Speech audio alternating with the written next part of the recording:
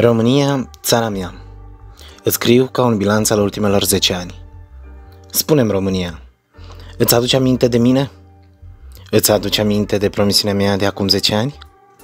Atunci, avem 16 ani. Eram în Grecia, departe de tine. Ei bine, atunci, draga mea, ți-am promis că voi sta acasă, că nu voi mai pleca, că voi fi o parte a dezvoltării tale. Eram sărac atunci, sunt la fel și azi. Totuși, au trecut 10 ani, încercând, supraviețuind, luptând, însă îți pot spune sincer că am rămas doar cu lecții de viață și atât. Nu te-am ajutat cu nimic în ăștia 10 ani, ba din contră. Eu sunt mult mai sărac și tu tot mai distrusă. În ăștia 10 ani, iubito, m-am simțit și bogat. Au fost perioade când am avut bani și nu am avut grija lipsurilor, însă de fiecare dată când am fost așa, eram plecat.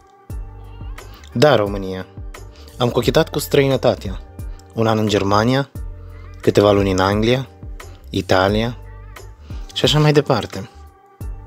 Însă eu îți promisesem că nu te voi mai părăsi, că nu voi mai pleca și că ne vom dezvolta împreună.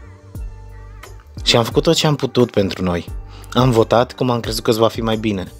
Mi-am făcut o firmă și am încercat să cresc.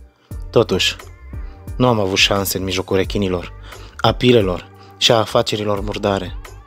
Pe scurt, am falimentat. Am învățat că dacă nu ai pile, bani, relații, cunoștințe, nu reușești să faci nimic. Pentru a te dezvolta, ai nevoie să te întinzi în relații ca o caracatiță. Iar eu, România, mi-am dorit să fiu doar fericit, în țara mea. Au trecut 10 ani de atunci, azi am 26, iar la anul mă voi însura. O voi face aici, în țara mea, însă va trebui să plec. Aici nu aș putea întreține o familie. Și asta e trist, România. După 10 ani sunt sărac, cu rate de plată și cu multă scârbă față de cei ce te conduc și te-au condus până acum. Eu și alții ca mine suntem împinși în fiecare zi să plecăm și să te părăsim.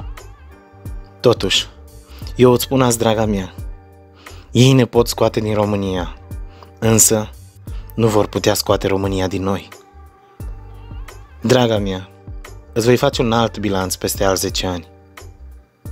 Te iubesc și sunt mândru de tine. Țara mea bogată și totuși obligată și condamnată la sărăcie. Te vor pustii de resurse și de oameni și eu habar n-am cum să te salvez. Rămâi cu bine, draga mea. Mă voi ruga pentru tine. Te iubesc.